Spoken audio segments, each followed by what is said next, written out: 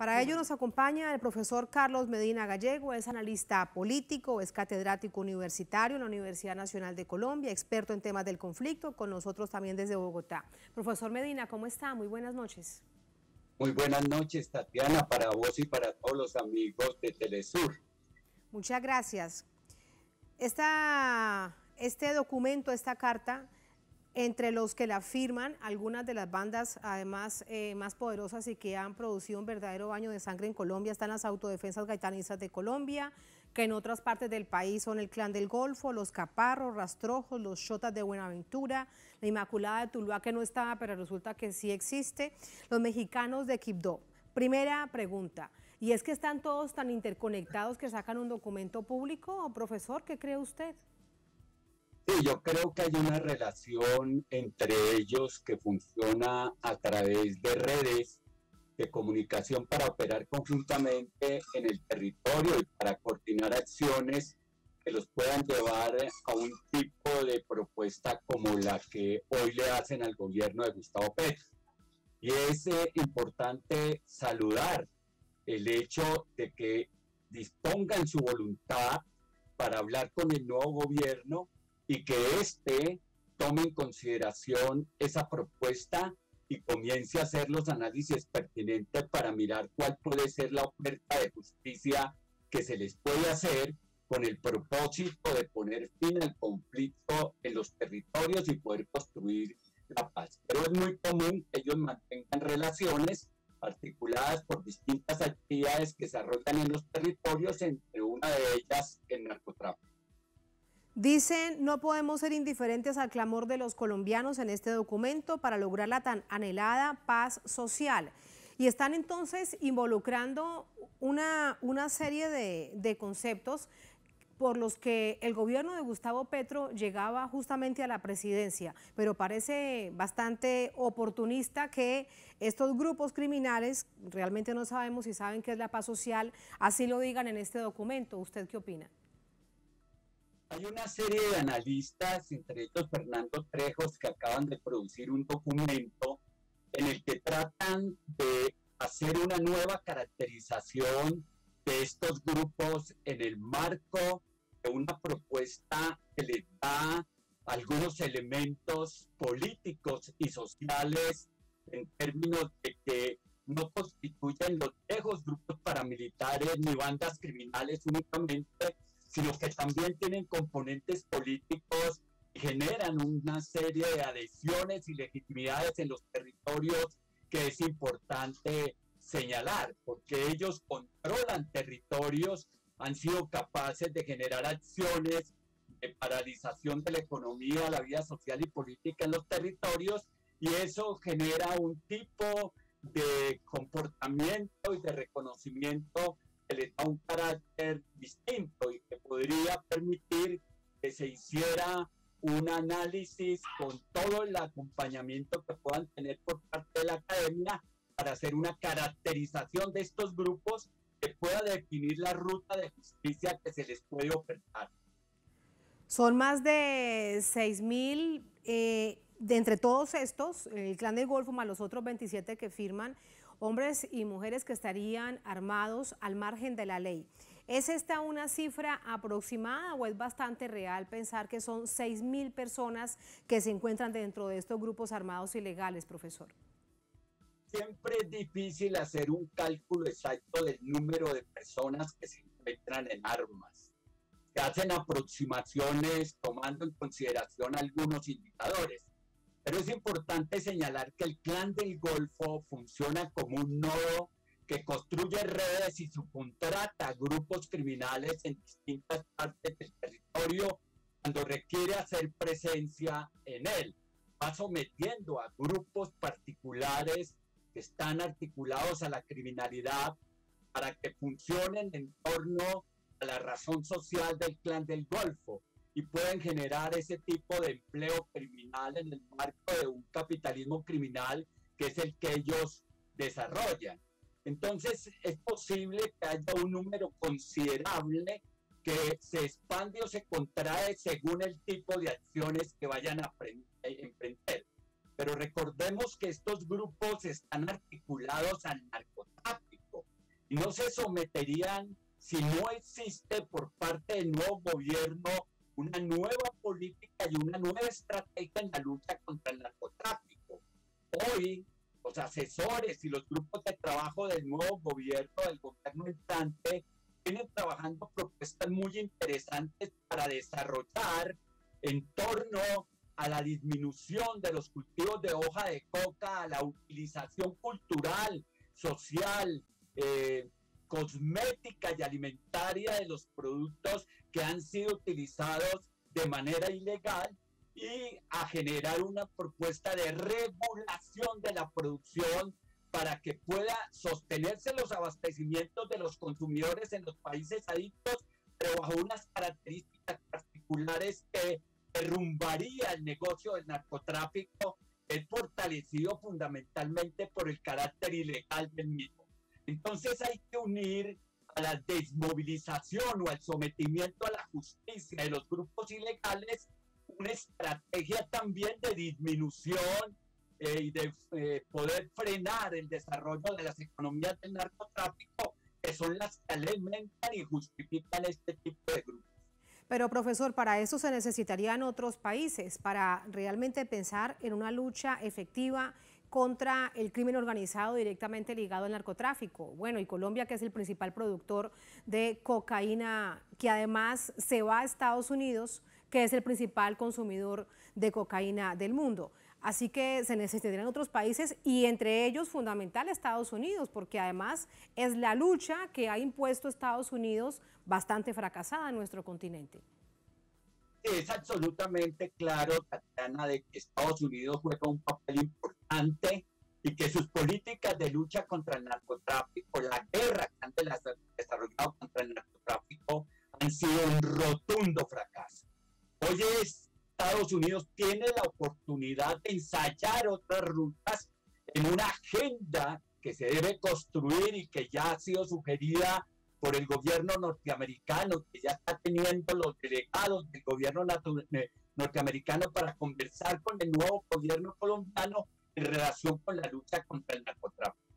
Pero no es la criminalización de los productores de hoja de coca, ni la lucha contra los sectores de las bases de la empresa del narcotráfico como se desarrolla esta guerra contra el narcotráfico. La guerra contra el narcotráfico no puede seguir poniendo muertos en nuestro país y en todas partes del mundo donde esa guerra se desarrolla. Y es muy importante poder establecer unos criterios claros en relación al gobierno de los Estados Unidos y de su política antinarcóticos para poder emprender una ruta diferente que tome en consideración a los protagonistas de ese modelo de producción económica ilegal, tome en consideración los distintos sectores que hacen parte de esos procesos y que fueron tomados en consideración en el proceso de paz de La Habana, que hay un acuerdo sobre el desmonte del narcotráfico, se puedan retomar elementos de allí,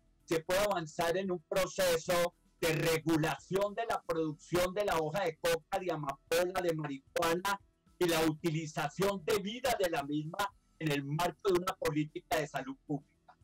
Una política que acabe con este baño de sangre. En clave latinoamericana, profesor Medina, tenemos un tuit de Indepaz en donde nos recuerda qué ha pasado precisamente con esta violencia exacerbada en la mayoría de territorios que históricamente han padecido el conflicto en Colombia. Lo vemos a través de Indepaz. Es una lideresa social que ha perdido la vida. Aproximadamente un líder o lideresa social mueren producto de todas estas bandas criminales, una de ellas, es lo que se presume, porque no llegan las investigaciones lamentablemente a una conclusión definitiva, por eso la impunidad es tan alta. En este caso se trata de María Piedad Aguirre. Tumaco, sucedió eso en el departamento de Nariño, al sur de Colombia. María Piedad era una reconocida lideresa vinculada a la organización Caminos de Mujer, desde donde destacan su labor como sabedora de la cultura ancestral, defensora de derechos de las comunidades negras. Ella fue asesinada hace solo 24 horas. 1.331 líderes asesinados en 2000, líderes asesinados desde la firma del Acuerdo de Paz 2016, 1.331. Líderes asesinados en 2022, en lo que va de este año, 104, sin contar con los ex militantes de la extinta guerrilla de las FARC. Profesor Medina, y este es un punto clave, porque ¿qué pasaría en una eventual negociación con todos estos grupos y esta realidad tan dura, donde además ellos dicen que no deberían ir a la cárcel, garantías iguales a las obtenidas por otros grupos armados al margen de la ley? Seguramente se estará hablando de la Ley de Justicia y Paz que se inventó el expresidente Uribe por allá en 2006, o el Acuerdo de Paz de La Habana. Así que es un asunto central. ¿Qué cree usted? Es un asunto complejo, Tatiana, que es necesario revisar con mucho cuidado. Lo primero que yo creo que se debía hacer es aceptar ese cese al fuego unilateral de todos esos grupos.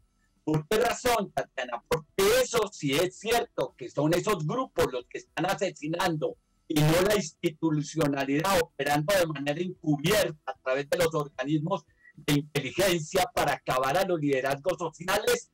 Debería, con el cese unilateral de los grupos armados ilegales, detenerse la muerte de líderes sociales, y eso sería un gran avance. Segundo, hay que esperar que se haga un estudio lo más pronto posible sobre la naturaleza de esos grupos y la oferta que se les puede hacer en materia del sometimiento a la justicia. Allá hay dos temas que son fundamentales a tratar. El primer tema es el problema de la extradición. No se puede prometer no extradición cuando se incumple esa promesa y la gente termina extraditada, que fue lo que pasó en el proceso anterior con los grupos paramilitares, que las comandancias posteriormente fueron sindicadas de estar violando el acuerdo que se había hecho y por lo tanto los extraditaron. Es importante que la justicia colombiana los juzgue y pueda ser ella la que defina las rutas en términos de justicia. Y lo segundo, el problema de la cárcel. Habría necesidad de tomar en consideración qué posibilidades hay para que se pueda hacer justicia, reparen a las víctimas y generen un proceso de inserción institucional y social que beneficie a los territorios, detenga la violencia, permita el desarrollo de esos territorios y genere nuevas dinámicas económicas en ellos. Hay unas apuestas difíciles que se vienen haciendo, pero que sería muy importante tomarlas en consideración, analizarlas y ver su viabilidad en términos generales. Pero los puntos que tienen que ver con extradición, cárcel y recursos económicos son muy importantes tomarlos en consideración. Muy importantes, porque es que aquí no estamos hablando de las vírgenes de la caridad en todo el país, sino bandas criminales al servicio del narcotráfico y con otras acciones ilegales. Por último, ellos hablan además del apoyo a la institucionalidad para acabar con la minería ilegal, pero sí, bueno, porque además van a proteger también el medio ambiente y ellos son parte además de esa minería ilegal en distintas partes de Colombia. Así que no sé si también hay contradicciones allí, aprovechándose de este momento político que está viviendo el país antes de la posesión del primer gobierno popular que llega a Colombia el próximo 7 de agosto, y por ahí derecho entonces pedir el estatus de beligerancia política. Pues ellos han hecho una oferta tomando en consideración el programa de gobierno del pacto histórico. Quieren ganar la mayor aceptación posible. Temas como desarrollo territorial, reparación de víctimas, justicia, paz completa, minería ilegal, multicriminalidad en los territorios, detener esos fenómenos de la multicriminalidad en los territorios, hacen parte de esa propuesta. Pero también llama la atención sobre algo. Es importante no dejarlo ir. Es que la carta se indica a los empresarios de ser aliados del paramilitarismo de estos grupos en mucha parte del territorio. Súmele a eso políticos que se beneficiaron de las acciones criminales de estas organizaciones. Hacen una oferta de verdad y de reparación que es importante tomar en consideración porque dicen es necesario que el país y el mundo sepa la verdad sobre lo que ha acontecido en materia de hechos de violencia e involucran a la institucionalidad del Estado. Entonces hay una serie de elementos que es importante que se tome en consideración, se hagan las valoraciones correspondientes, se mire la pertinencia de esa oferta y se le dé curso en los términos que la Constitución, las leyes pueden permitirlo. Hay sectores que están mirando la posibilidad de revisar ya el decreto sobre sometimiento a la justicia para hacerle algunos ajustes que lo presente mucho más atractivo para que estos grupos criminales puedan someterse. Recordemos que estos son los grupos criminales que forman el neoparamilitarismo o las nuevas bandas que se formaron a raíz de la primera desmovilización. Pero hay otros grupos que tienen otras rutas que es necesario también explorar. Las disidencias de la FARC, las resurgencias de la FARC, la segunda Marquetalia, indiscutiblemente un proceso que no se puede dejar de lado, como ya se ha señalado en este programa, es el proceso con el Ejército de Liberación Nacional, que ojalá pueda entender la importancia que tiene este momento histórico para nuestro país y la manera como ellos pueden contribuir a construir la paz desde los territorios. Tremendo desafío para el próximo gobierno, con el anhelo de la paz integral. Muchísimas gracias por ese análisis, profesor. Siempre gracias, muy interesante. Buenas noches. Muchas gracias, Tatiana, y para todos los amigos de Telesur, un fuerte abrazo. Muchas gracias, un abrazo para usted.